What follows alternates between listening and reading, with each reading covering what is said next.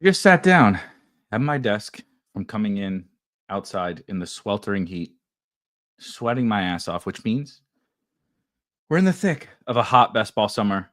And that means it's time to try to take down this $2 million best prize, top prize, best prize in top best ball mania, tongue twister, top prize in best ball mania on underdog $2 million. Let's see if we can't take it home here as it gets really into the thick of a hot best ball summer. Let's do it.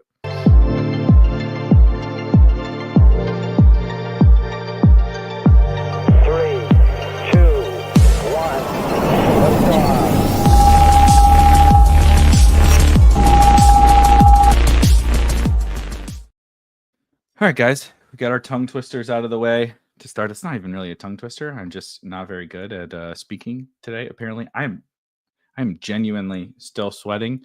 Happy Wednesday. Couple days off as per our usual Spike Week schedule. We got something a little bit extra special planned for starting next Monday, but we'll announce that here in the next day or two. I'm excited myself, and our good friend Rob Coakley, going to be doing some fun stuff on Monday nights starting next week. So be on the lookout for that. If you have not signed up for Spike Week Premium, you're going to get to see the Draft Hacker in play here. You've probably seen some of Draft IQ, obviously Rankings Strategy just put out a new article about some of the most disgusting best ball picks you could possibly make. So bad, in fact, that they might actually be good. Maybe we'll touch on a few of those guys today, but you guys are here. The most important part. We're ready to draft. Let's have some fun. We're going to draft. We're probably only going to be able to get to one draft today. Wednesdays, as I've mentioned, if this is your first Wednesday joining us, A, welcome, thank you. And B, on Wednesdays, we're going to do 30 seconds. Let's see if we can't fill a 30-second because as I have mentioned in the past, oh boy, we might not be filling a 30-second. We'll see. We got to see if we can fill 10, 9, 8 spots here in a 30-second. But on Wednesdays, if you are a member of the Spike Week Discord, which of course you get as a part of your subscription, or if you don't, you're not big into the tools, maybe you're just vibes and you want to hang out in a community of best ball sickos, there's just a $5 a month subscription fee to join the Discord. And on Wednesdays, we do what we call the lab. And it sounds probably more sophisticated than it is. It's a bunch of us best ball sickos like you guys that are sitting here hanging out. Thank you guys for joining in the chat. And we only got 2 more to fill this room. So we're well on our way. But yeah, yes, it is. This is definitely going to be an interesting lobby. But on Wednesdays at 6 p.m. Eastern, we do hop on a Zoom together. Anybody is welcome that is in the Discord. And it's kind of like a big old meet and greet, right? So some might call it like an AA meeting for sicko degenerates who need to stop drafting so many best ball teams. But also some might call it a bunch of people hanging out, talking strategy, diving into anything and everything under the sun. One of many different things that come with being a part of the Spike Week community. There's a link to that in the description. Looks like we need just one more here in this 30-second BBM. That's funny. Shout out Mac. Welcome. It's very much a great day to win $2 million. Went to lunch at a new pizza joint today that I had not had before. Good pizza. Got to hang out with the family. Great vibes. I told some other folks, told my wife, of course. My niece was there, and she's very good at talking Uncle Erik into doing whatever she might want. So her mother says no to this thing that she wants to purchase at this restaurant. They had like local, like what we call it, like it's like fancy popcorns, artisanal popcorns or gourmet popcorn, whatever the fuck that means. But like different flavors, right? Like all different kinds of flavors. And they had an Oreo popcorn. To be honest, it was actually quite good. But she asked for it. Mom said no. And she doesn't often eat all of her food. And so I talked her into eating all of her pizza, and I would buy her the popcorn. So I don't know if that makes me a good or a bad uncle, probably somewhere in between. But that was today. So it's beautiful. Well, I don't know if I would say beautiful weather. It's hot as shit. Like I said, I'm still sweating from being outside. But we are very much in the thick of it now, and I'm excited. Jason with you, good afternoon. No Wheel of Chaos. That's tomorrow. Welcome, John. Robin says Sickos Anonymous is kind of hard. That is for sure.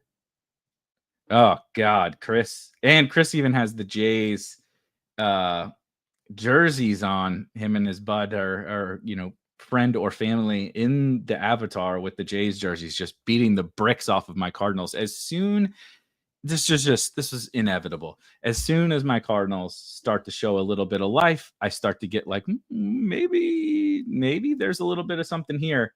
Naturally, they get their ass kicked by the Blue Jays. Game 3 today, also getting their ass kicked by the Blue Jays. Definitely a sicko lobby. Definitely a mid-round uncle. Not late round, but we're not the 101 because I don't think that pleased her mother, but to the niece, I think she's pretty happy. Don't tell anybody this. Michael says he's in a Spike Week sandwich in the 6-hole. Don't say that out loud around your significant other or family or anything like that. They're gonna get very concerned about what you're doing on the internet if you use that specific phrase out loud. We say a lot of silly things. We use a lot of silly phrases. That one was definitely. I'm a big fan of using that now. So we're stealing that, Michael. Spike Week sandwich in the 6-hole specifically. Make sure you're putting out which hole you're in as a part of said sandwich. Oh wow, throwback to the Batista bat flip. I mean, that's one of those. The Batista bat flip is one of in that game in general is one of the games that like I don't know how anyone, if you like follow sports, like could ever forget.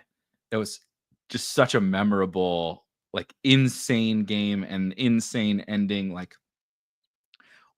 one of those I'll never forget. And I'm not clearly not from Toronto. I'm not a Blue Jays fan, any of that, but just one of the cool, just like straight cool. Like when I go to tell my niece, when you go to tell your kids or grandkids or whatever about the coolest sports moments that you witness, that is for sure up there, easily. We're gonna stick to some wide receivers here. I have been taking to be a little bit serious.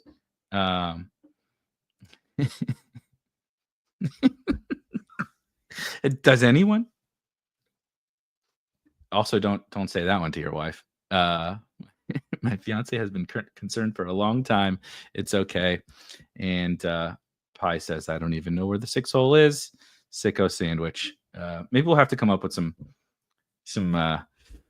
more fun things to do around. I'm trying to think of what we could do creatively with a sicko sandwich. I'm sure that there's plenty of things, and we've never really been afraid to steer into the inappropriate. So maybe there's something there. We'll talk to the gang. Obviously, I start with a fairly typical for myself wide receiver start. I do, however, I would be remiss if I didn't mention, this year I am drafting a little bit more of some of the early running backs. I'm very picky though. And it's also a little bit more site specific. So we're obviously drafting here on Underdog. I find the pricing to be tougher. I find the pricing to be incredibly tough on drafters. So Underdog and drafters versus a DraftKings. I'm allowing myself, especially on DraftKings, to really not play around. That's not the right phrase, but dip my toes in the waters of lots of different running backs. I'll probably even get overweight Jahmyr Gibbs, quite frankly, on DraftKings. I'm gonna draft a little bit of HN and whatever, right? I'm gonna draft some backs that I wouldn't necessarily draft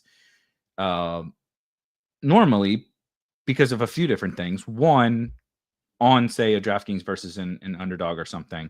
The pricing is just, there's just so many values. I think it was a mistake. Now, of course, my feet are getting put to the fire here, but I am going to do Mike Evans. See, I have, realize I was not zoomed in enough. I have 12. Okay, I have 12% Mike Evans, but 17% of Mike Evans with Puka. No Mike Evans with Lad. I don't even have Mike Evans with Lad yet on underdog. So I'm going to go ahead and do that. Also, probably a fairly unique combination of individual players here because this is a very wide receiver heavy room. But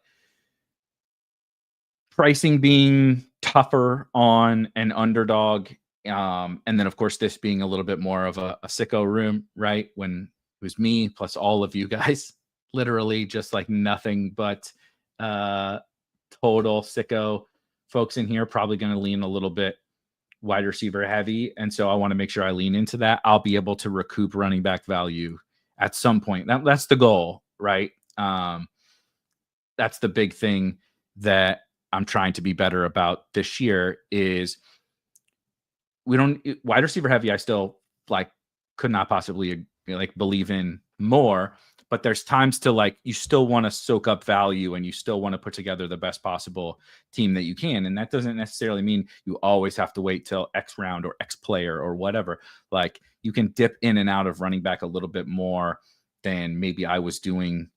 I was being probably a little bit too rigid last season. It's funny because you always try to learn from prior seasons. And I don't really have regrets about maybe some of the things that people would think that you would have regrets about, right? When you fade Saquon Barkley, certainly I regret, like I feel like a moron for fading a Saquon Barkley or something, but I don't think that the diagnosis of the market and kind of the overall macro strategy was bad. I think my implementation of it was quite bad. And so that's kind of where I'm trying to rectify it this year. I still really, really think that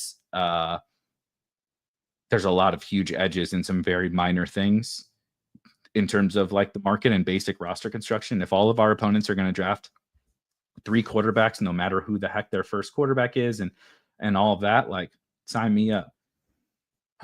Man, here's another one. I don't really have a ton of worthy, and even in a wide receiver heavy room here.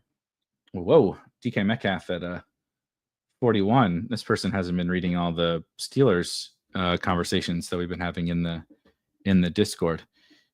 Shuby says Neighbors Nico seems good. I would say so. Might have ruined it with Chase Brown. Now Josh Allen in the 4th. That's fun.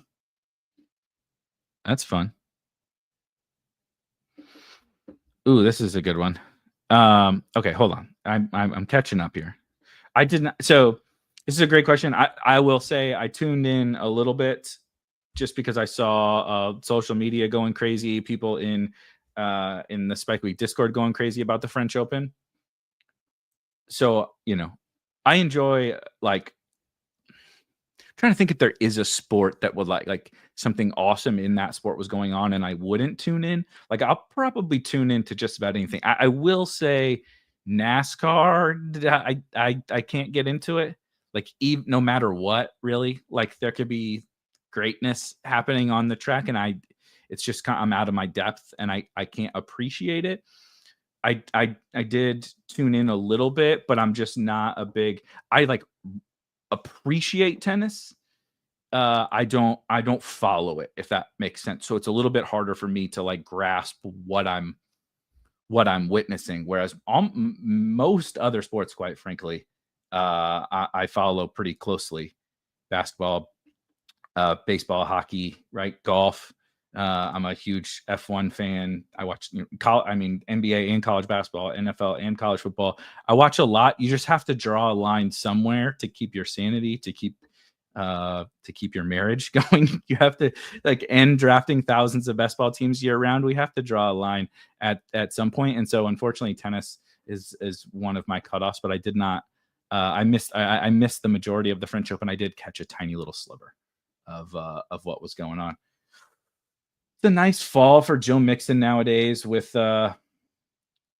We'll do a little mixing. I don't have mixing, as you can see here. So what I show on my draft hacker over here is essentially like all combinatorial ownership. So the first number is, of course, just overall ownership. I do show for the entire, what we classify as a slate, as opposed to a tournament. You can just show an individual tournament. So if you just wanted to look at BBM, right, and then you can pick which tournament over here. I show the whole slate, so puppies are in here, but it will segregate out, right? Like Eliminator doesn't show up in here, and Superflex doesn't show up in here, and that stuff doesn't show up in here. But this does like include puppies and schnauzers and all that kind of stuff. But then all the rest of my numbers that I show on the Draft Hacker are all like exposures with players that are on the roster. So, percentage with your quarterback one, percentage with your running back one, wide receiver one, tight end one, round one pick. So some of them are duplicates. You'll see a lot, but wide receiver one, wide receiver two. And then I have like with your round one and round two pick together, right? So let's see my exposure to X 7th round player when I drafted Lab McConkey and Puka Nacua on the same team. And so I'm constantly looking to massage my portfolio in that way. And even though I have 7% Joe Mixon, which is somewhere, I'm going to be somewhere in the 7 to 10, something like that, probably with Joe Mixon, depending upon this potential slide with the Nick Chubb signing. But I literally have not drafted a team with Puka, Ladd, Evans, or Xavier Worthy with Joe Mixon on it. So that seems bad if I'm going to have 10% of Joe Mixon or so. Let's see. Okay. Catching up. Sorry, we got really zoomed in on the French Open, but it was a good question, Robin, because I hear it was phenomenal. Let's see. Have you experimented with 0550 through 10 yet? I don't know that I've done it, but I'm extremely open to it. And I'm actually working on I'm going to do quite a few more like recorded videos. Not necessarily like video podcast, but kind of like a blend. It's not like going to be this total professional, bullshit video. Like I don't think we need to necessarily do all that. But we're back on the clock, and I also don't have I don't have David Montgomery. Yeah, I think this is appropriately a David Montgomery team.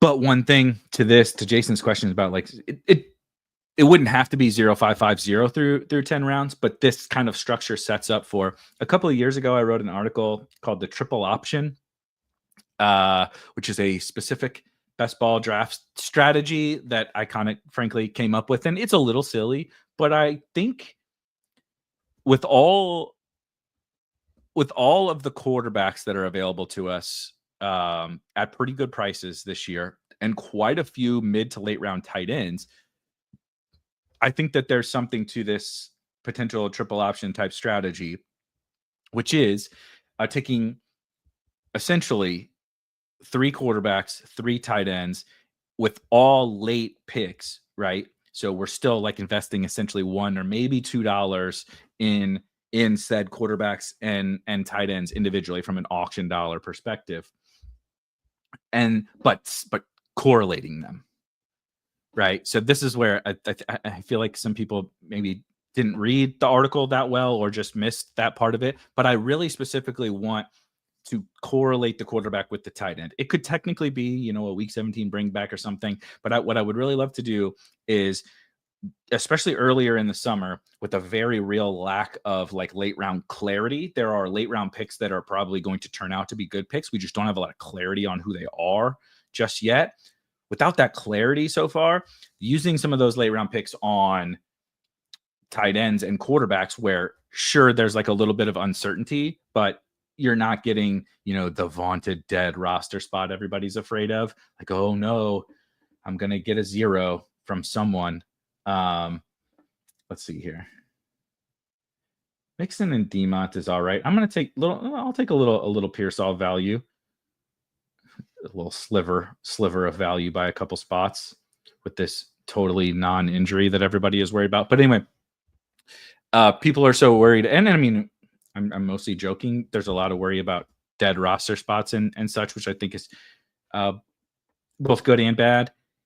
But the easiest way to do it is at the positions where, like, even a Theo Johnson or something is going to play, a Jatavian Sanders or something is going to play. They're going to make the team, all that kind of stuff. So you don't have that level of risk like you might at a wide receiver.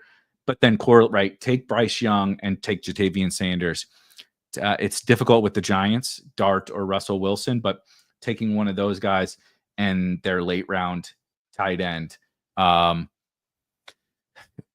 Michael Penix and Kyle Pitts are not quite that cheap, but kind of still a similar idea, right? Double-digit round guys, correlating them. You can also, of course, take the other guys, right? You could take London and Mooney and Bijan, Algie, or whatever on those teams, but navigating through and being intentional about how I'm going to take 3 quarterbacks and 3 tight ends, as opposed to just saying, well, I don't know who to take. Right. I don't know. And no matter what you do, you can't avoid risk, and you definitely cannot avoid dead roster spot risk.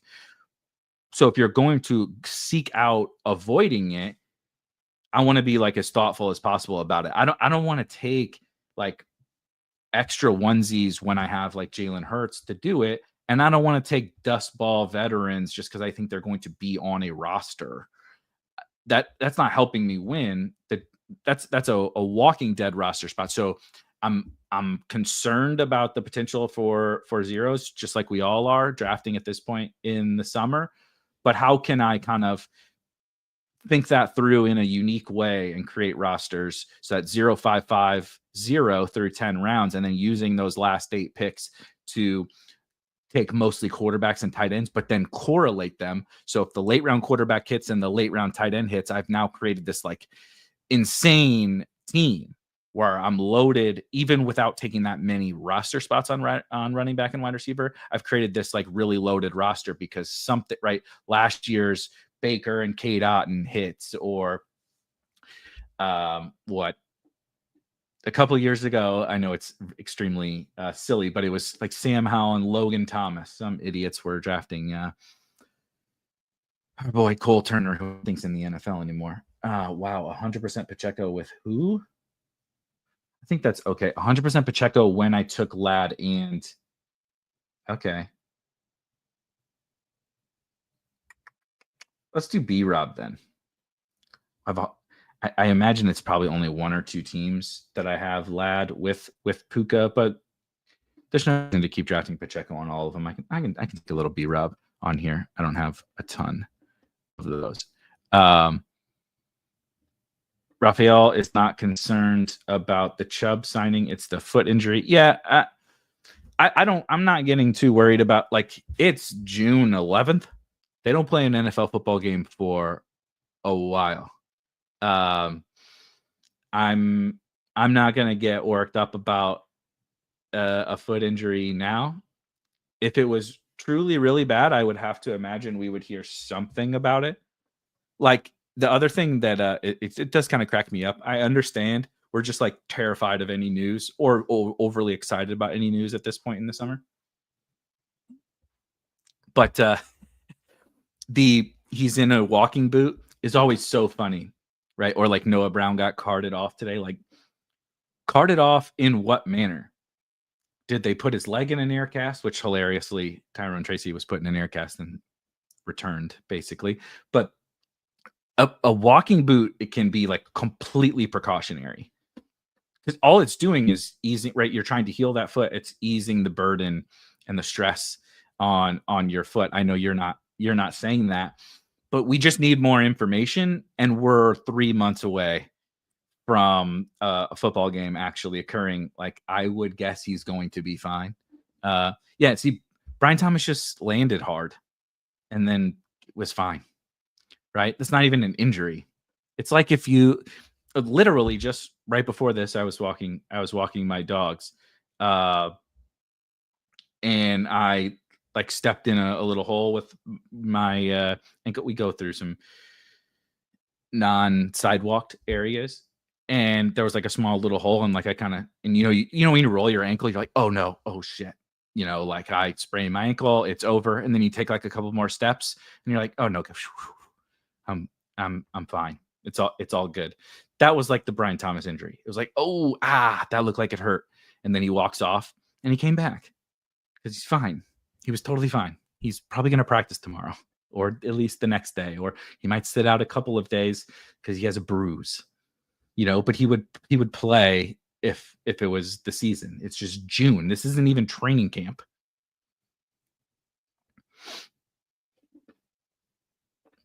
Yeah, the Dak walking boot had nothing to do with his in-season injury, though. So it's just I'm not going to worry about it. Actually, I've really been trying to get some more Bo Nix. I just don't. I don't know how I feel about it on this team. I do already have Xavier Worthy on the other side of the Week 17 game. You know what? Let's do a little Bo Nix here. A little Bo Nix action. There's options here to stack with Bo Nix. One in particular, which I'm going to remain silent about because I know how streams work and I know how you motherfuckers work. And if I say this individual's name out loud, he's definitely going to get taken. As ML says, carted off in quotes used to mean something. Now the field is so far from the facility they do it for. That's the thing. When Underdog puts out these disingenuous ass tweets that say carted off with no context, they mean what do you mean Dobbins? Dobbins has been hurt for like every season, and then last year he played the whole year basically. Now I forget what I was gonna say. Oh yeah, the carted off thing. They literally will like tweet something out when the guy sits on the car. He'll be sitting like me right now in the front seat, sitting up, holding his helmet, like all good. And they're like, so-and-so got carted off. And it's like, technically, yes. Like, technically, yes. But like, technically, I just exercised. But I took a very, very light walk around the neighborhood with my dogs. It like really wasn't much exercise. Like I didn't exactly, but I'm not staying in shape because of that quick walk around the neighborhood I did with my dogs. It's nice, but it wasn't like I went to the gym and like busted my ass. Right? It's like there's a lot of leeway on carted off or like walking boot. Like the walking boot, it could be bad, 100%. It could literally be nothing.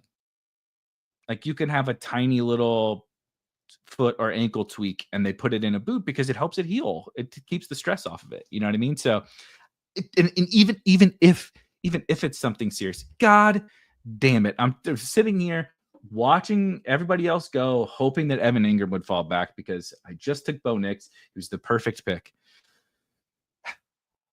Anyway, what a waste of time. Now I'm going to take my slappy Javonte Williams pick that I'm the only one on the planet who likes. He is in that article. It is free up on the website. Go to spikeweek.com. It's the main article. Best ball picks so bad they just might be good, I believe is what it's titled. And Javonte Williams is in there. Yeah. Quotes from ML. Beimfohr working out for an hour without stopping once. Right. That would be like, someone might think, oh, what a beast. And it was like, all he really did was walk very slowly around his neighborhood because his dogs stop and sniff and piss on everything. Right. Like, what a workout. The only reason I was sweating is because it's 90 degrees with 1,000,000% humidity. It wasn't even a real workout. Javonte needs a boot, but not on his foot. Somewhere else. Get him going. You know what I mean? So Kyle says Bo Nix feels overpriced to me. I agree. I totally agree. But the interesting part to me, and maybe 2 or 3 episodes ago on Legendary Sickos, Pat said it really well, where there's a range of quarterback. Let's call it from Baker, but you could pick your poison. Everybody has a different, from like Baker to honestly like Trevor Lawrence or Michael Penix or something, wherever your range is, where it's like, I kind of don't care what the price is. They're like all the same. Now, the price, like you saw, I only have 2% Bo Nix. The price will, like, I'm going to have more of Trevor Lawrence because he's much cheaper. Okay, back on the clock. A little value on Loveland. I may need to take one of these quarterbacks, though. Okay, because I don't have any real stacking options. Let's do Lawrence. I don't have Lawrence with Knicks, and I'm really trying to get a lot more Lawrence. Gives me another out to a late tight end with my Lawrence team. But I totally agree. Bo Nix is overpriced. Like, I think Bo Nix is like the same as I actually like Brock Purdy better, but like Bo Nix relative to Trevor Lawrence, relative to Drake May, relative to Justin Herbert, I don't really see that much of a difference. And so the one that goes in the top 100 and the other ones go at 120 or whatever, clearly that one's going to feel overpriced. But all it is like a really basic 1v1. And like, I would pay if Trevor Lawrence went at pick 100, I would draft him less frequently, but I would not want to go into the season with no Trevor Lawrence. And that's how I feel about Bo Nix, that I'm like, it feels uncomfortable, but there's no real tangible reason other than, oh no, he goes around too early, which he does probably, oh, I like Brock Purdy 8 picks later. It's like, that's really being too fine. Like, when the season plays out, if Bo Nix has a great year, would anybody be surprised? If Bo Nix has a big game, at the right time, would anybody be surprised? Like, no, absolutely not. So I want to like kind of set aside being a total slave to the ADP. Like I said, it's going to drive. I'm going to have more Lawrence. I'm going to have more Penix. I'm going to have more Dak. I'm going to have more of all Purdy, all those guys. But it doesn't mean to just, and I know you weren't saying this, Kyle, but this is something that I've really struggled with. As you see, I have hardly drafted Bo Nix at all, even though I'm excited about Nix and the Broncos, but I have that, like, you get to there, like, you get to this range and you're just like, I can get Lawrence later. I can get Dak later. I can get whatever later. And like, if you don't have Cortland Sutton, you're not like super excited about drafting Bo Nix. And so it's really easy to leave without much, to go through a draft without much Bo Nix. I really like Tyjae Spears, actually. So let's go Tyjae. I feel like, speaking of pricing,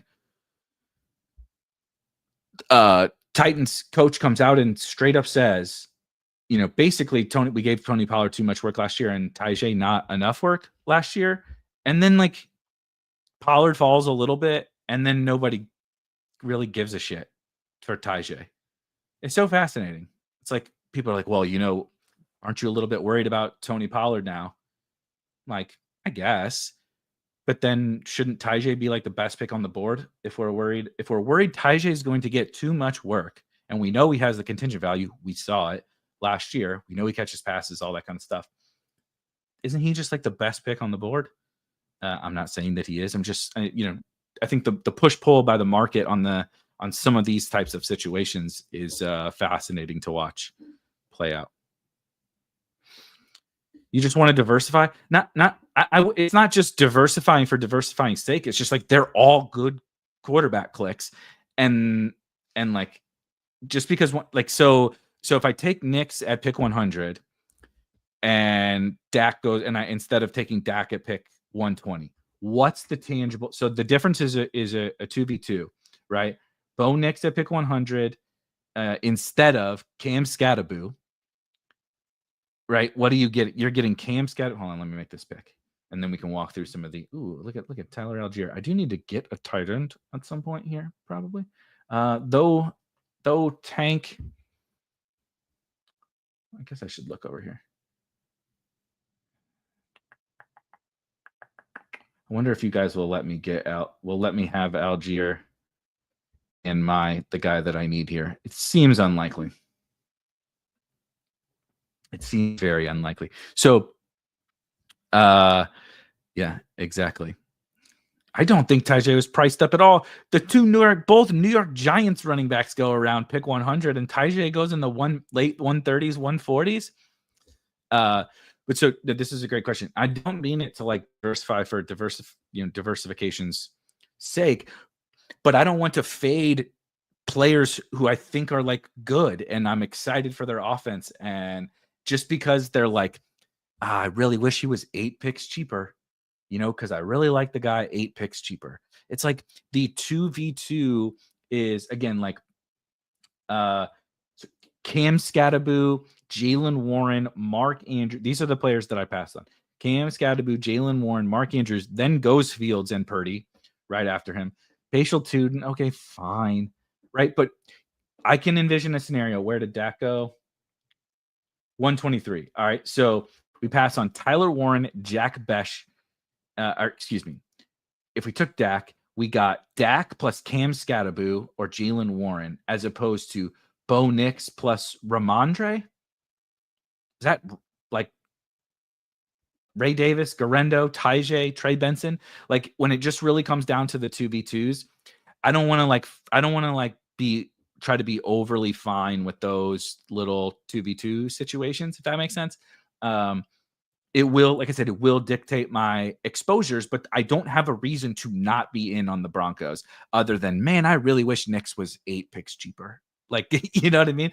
And it's like, yeah, 8 picks, right? Like 8 picks is going to change my, I'm exaggerating. God damn it, Shuby.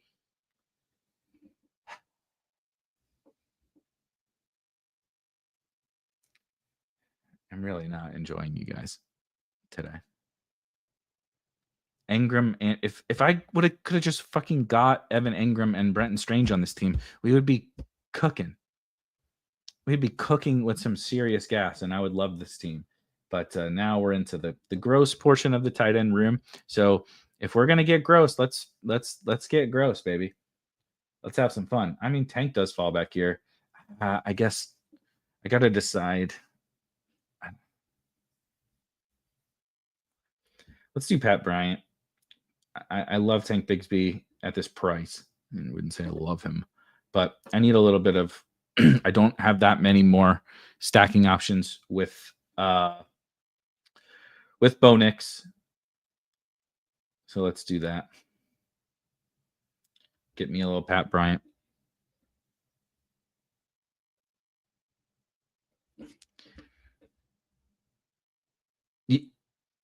You already maxed BBM? Oh, fucking stop it. You don't just don't. This is a slap in the face. You know goddamn well who I wanted. Don't even put this out there on the internet. People can read that. But props to you, Kyle. Good God. Yes, Kyle, shut up. I'm not even putting your latest comment up there. Evan Engram is one of those mysterious players that goes before ADP in every draft I'm in. Then I watch someone else's stream and he falls past. Yeah, Evan Engram has there's some select portion of the best ball world out there that I think really likes Evan Engram, and then a lot of people that really hate Evan Engram, and so draft to draft, he feels very much like he has a wide range of outcomes in terms of where he goes in drafts. Dare I say, he's a high risk, high reward selection. And I don't know if that fits, but you get the point. I think taking both of these guys is totally fine, by the way. Totally fine. They're extremely cheap. Buy the backfield. Pray it's not Tootin.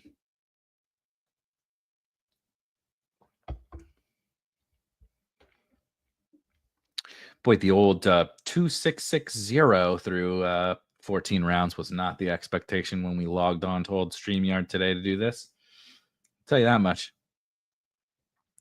That was not the plan. Gesicki.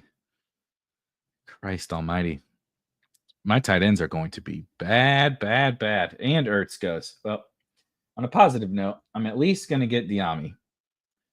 Let me tell you what. If Bo Nix stacked with Pat Bryant and Trevor Lawrence stacked with Diami Brown is the nuts in BBM this year, like we all are pretty much expecting that it will be, we got a really good team here, except for tight end. So really, we just need Bo Nix, Pat Bryant, Trevor Lawrence, Diami Brown with 3 shit-ass tight ends to be the winning team in BBM, and We're off and running, baby. Off and running. I'm literally saving my 3. I'm taking 3. You wanna know when people talk about, when should you take 3 tight ends? This team. Take 3. You're like, "You're not a big 3 tight end guy." Are you? Like, "No, I'm not," except when you wait until the 16th round to take one. Like, you should probably take 3. No, you don't need to take 3 tight ends with Trey McBride. But this team probably needs it. Probably needs it. I see no problem with that. Might have to go Juwan. There's not a lot of live bodies left here at tight end. Let's take a look-see. I don't think I've draft hack loads. I don't think I have this. I mean, if this isn't the like, I have not drafted Pat Freiermuth. This is the 20 picks past ADP. Haven't drafted a tight end yet. Underdog says Pat Freiermuth is excited to play with Aaron Rodgers. I think that means he's perfection. De'Ami Brown over Freiermuth. Well, got them both. First of all. Second of all, Freiermuth stinks.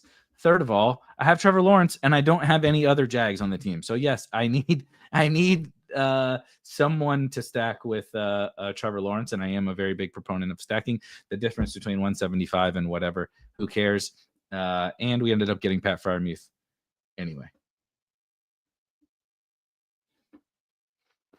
Yeah, I don't really like Freiermuth with anyone, including Rodgers, but I get it. I think it's fine. I don't really like any Steelers. Just like in a vacuum, I don't like any Steelers, but I'll have, I'm gonna have some Caleb and some Warren. I'm not really gonna draft DK Metcalf, but I'll have some Caleb Johnson, Jalen Warren. I will have a non-zero amount of Pat Freiermuth and a non-zero amount of Roman Wilson. I'm sure there's going to be times when we'll see how camp goes before I make any bold proclamations about what my Roman Wilson exposure is going to look like. He's far from my favorite late round wide receiver right now, but I could see a path to where I am taking Roman Wilson over the course of this summer.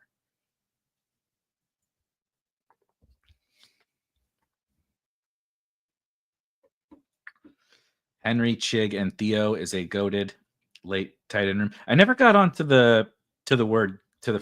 I guess I'm just a smidge too old for the phrase goated. Oh, Kate Otten. Look at that. Oh, shit. You guys are handed. My tight end room is fine. 16th round Muth, 17th round Kate Otten. I have Evans on the team already. Shit. You guys are handing me a good team. It's not Steelers hate. I respect the shit out of the Steelers. Look at their roster. Look at the offensive lineup. DK Metcalf is the best player on the offense, and he is a mid-ass 27-year-old wide receiver. He looks like Tarzan. He plays like Jane.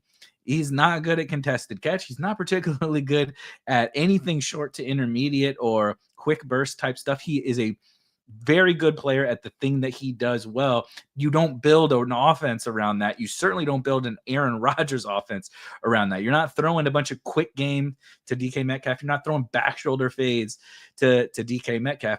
The other pass catchers on the team are Pat Freiermuth and a bunch of losers, total losers that should barely be in the NFL.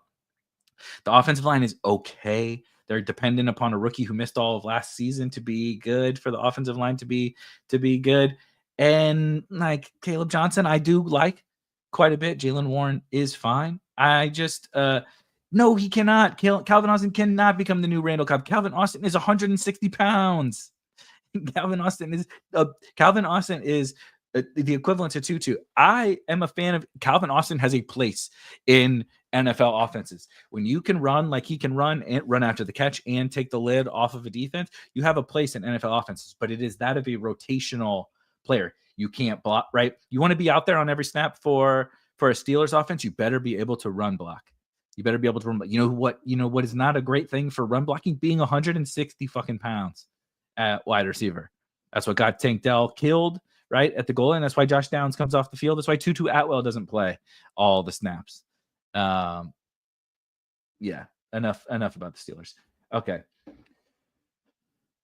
I'm into, so I should have planned ahead better. I'm not doing Juwan.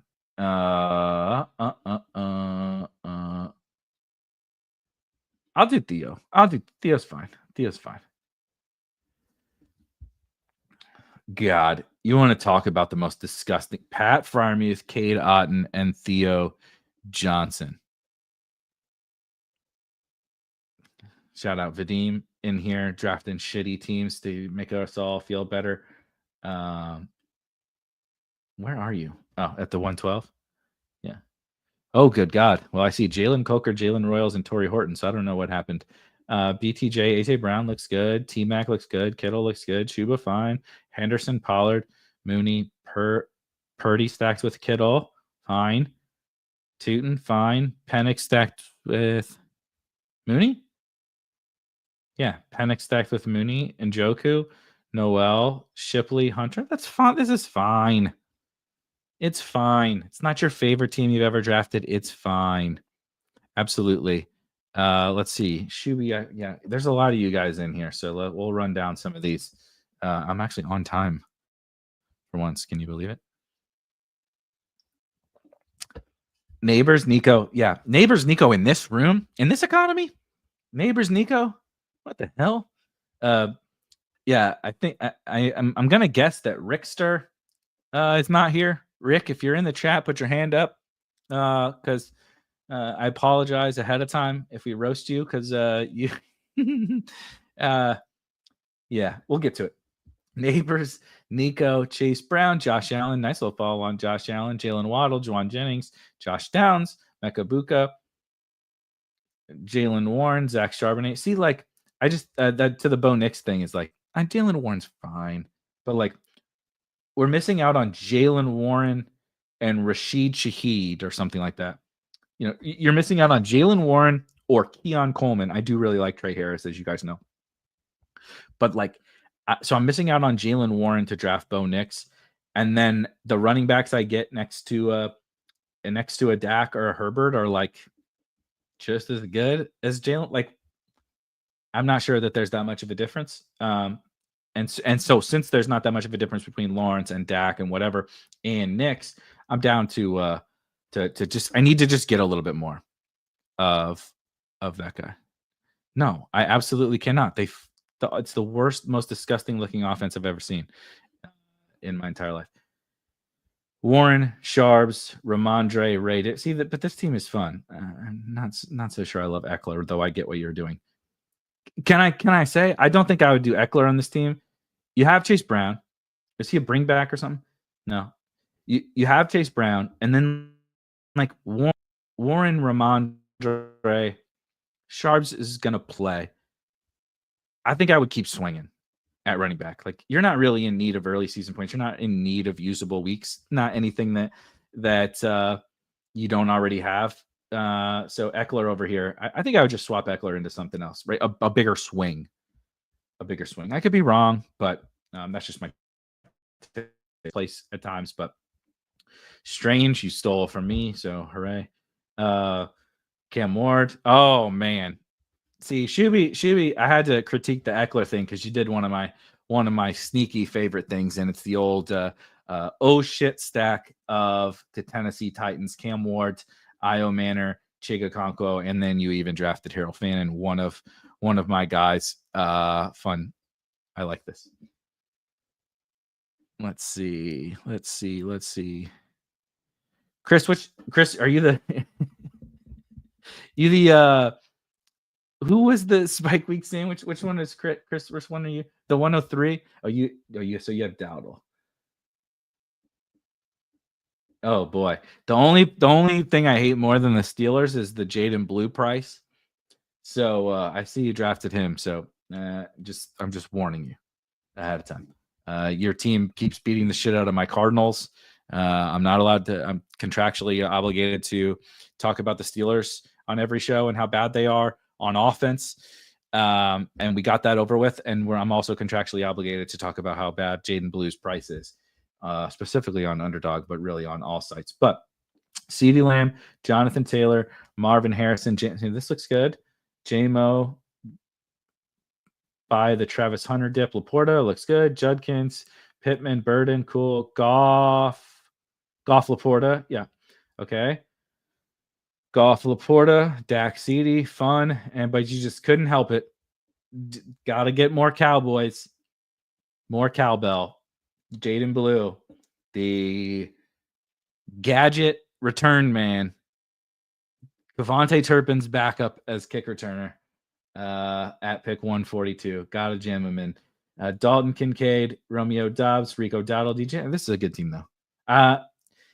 Couldn't help yourself with Daniel Jones in the third quarterback. You're a 3 QB, bro. I get it. If Goff, Dak, CeeDee, and Laporta all stink in 1 week,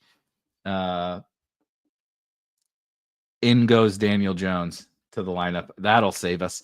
Let me tell you what, in week 16, when I got to get first out of 16 teams in BBM, there's no cleaner scenario I've ever witnessed in a best ball tournament than the Dak fails so spectacularly, but CeeDee survives.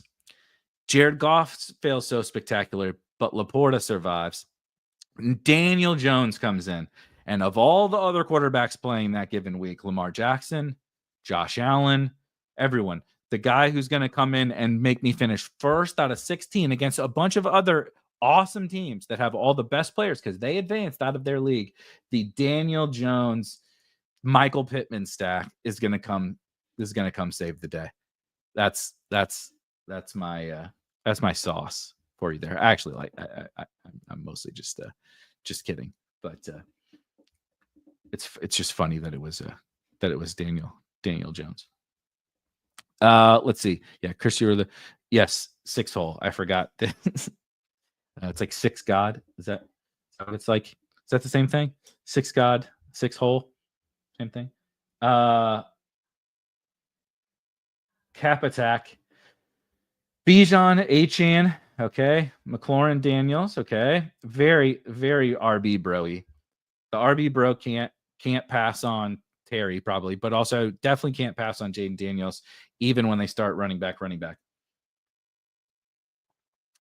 It's fine, but it's a very RB bro start to be really light wide receiver.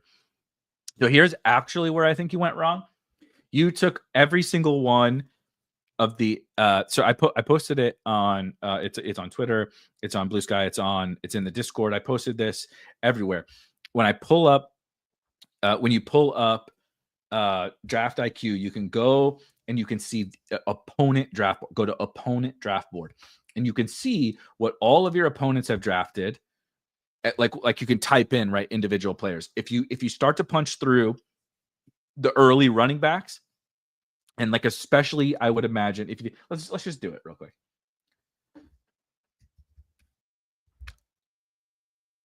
Let's just pull it up.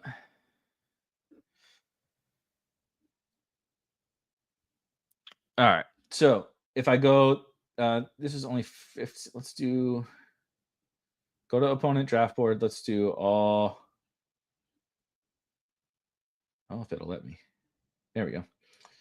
Underdog 2025 season. So this will be 113 teams so far. So across 113, oh no, that's a lot of super flex. So it's only 41 teams. Okay. You had, hold on. Bijan, Achane. All right. So if I type in Bijan, let's look at some of the exposures of Bijan teams, right? It's a lot of the similar archetype wide receivers, the accumulators. When people take early running backs, they come often back for it. Now, I think it's a little bit maybe okay because the one I saw most frequently was in my opponents with Saquon, right? And when they started Saquon, I think it was Saquon McBride. I really should have memorized this better, so I wasn't riffing so hard, right? So when my opponent starts Saquon McBride, meaning they don't have a wide receiver in the first 2 rounds, what do they usually do? they start to come back for wide receiver, but they all take the same kind of wide receiver. 30% Cortland Sutton, 40% DK Metcalf, 40% Jacoby Myers, 30% Jerry Jeudy. Everybody takes the same style of player with when you start early running back, because you're like, I need targets. I need as many targets as I can get, right? Because I didn't take an early wide receiver. But like, why in the hell is Jerry Jeudy on 30% of the teams and Chris Godwin on 0? Because all the running back bros draft the same. All the 0 running back bros draft the same too. This is not exclusive to running, but people draft the same archetypes of players based on their structure. And that's where people go wrong. All of this bullshit debate about robust RB versus 0 RB, how many running backs, how many quarterbacks to take, all these silly debates that have popped up over the course of the last couple of years in the best ball landscape, waste of time, useless. What is most important is everyone drafts the same players together on the same teams. I don't give a shit if you like running backs. I don't give a shit if you like wide receivers, tight ends, whatever. But drafting the exact same teams that all of our opponents are drafting, the same combinations of players, that is where we fall into the trap. And so all I would say is I think that is ultimately what ended up happening with your team when you take so many detours early with Bijan, Achane, Daniels. Then you come back and you take all of the same kinds of wide receivers, right? That somebody else in that position often does. They feel, well, I can't take Jalen Waddle. I don't feel cozy about Jalen Waddle's target projection, right? So I got to take Sutton. I can't take Chris Godwin. Then it comes back around. You're like, Matthew Golden, that rookie, he's too risky. So I got to take Jacoby Myers. And then it comes back around again. And you're like, Ricky Pearsall, I don't know who the number 1 in 49ers land is. I know Jerry Jeudy is the number 1 for the Browns. All that may be true, but that's what all of those teams, all of them look like. You know what I mean? Everybody that builds robust teams builds them very similar with Metcalf, right? With the guys who project air quotes to be the number 1 on their team. And that's I truly believe like that's the biggest edge. It's not all this debate we love to have about running backs. It is when you take the early running backs, how are you building the team around them? Are you building it the same as everybody else is with your Jacoby Myers and these boring wide receivers? Or are you taking some swings because you know that the Saquon team takes Jacoby Myers 100 times out of 100 over Chris Godwin or whatever? And I don't even know why, because Chris Godwin has been awesome and is a veteran. He's not even like a young player, but like, Matt, you want the home runs.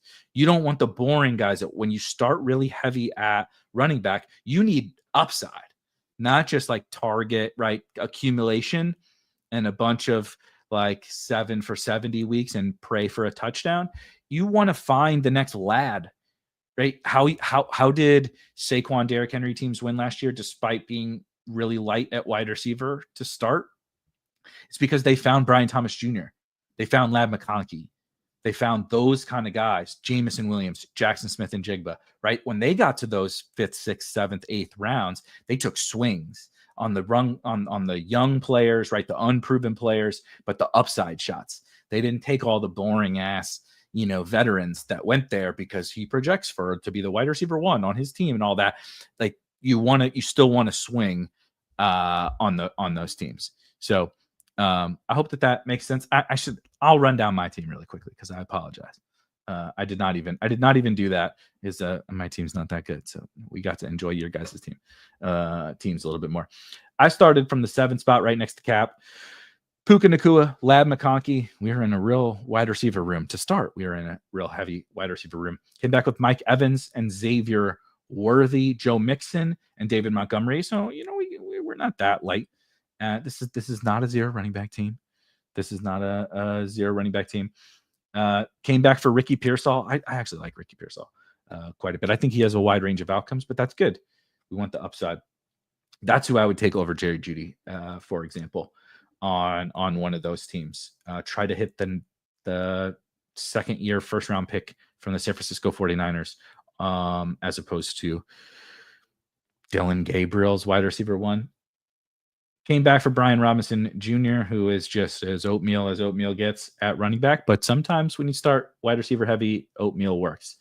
At running back, Bo Nix, we talked about that one. Javonte Williams, so bad he might be good. Trevor Lawrence, who is probably going to be my highest owned quarterback this year.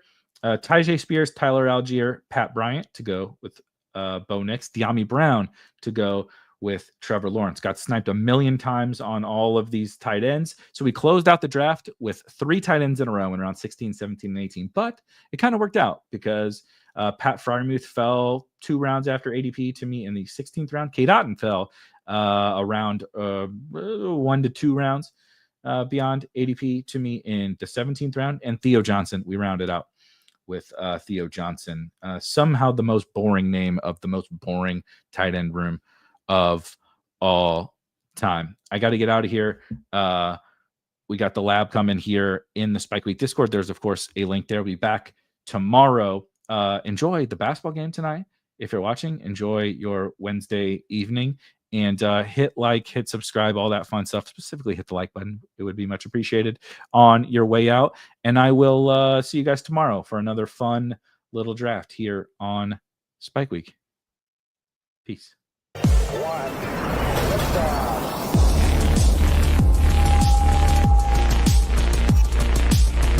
Woo! Those were some spicy takes. Want to stay up to date with all of the other spicy takes we're going to have over here at Spike Week? Why don't you press that subscribe button below? If you turn notifications on, we draft a team, boom, you know about it. We have another spicy take, boom, you know about it. You can be there. You can draft with us. You want to stay up to date? That's how you do it. All right, we'll catch you later next time here at Spike Week.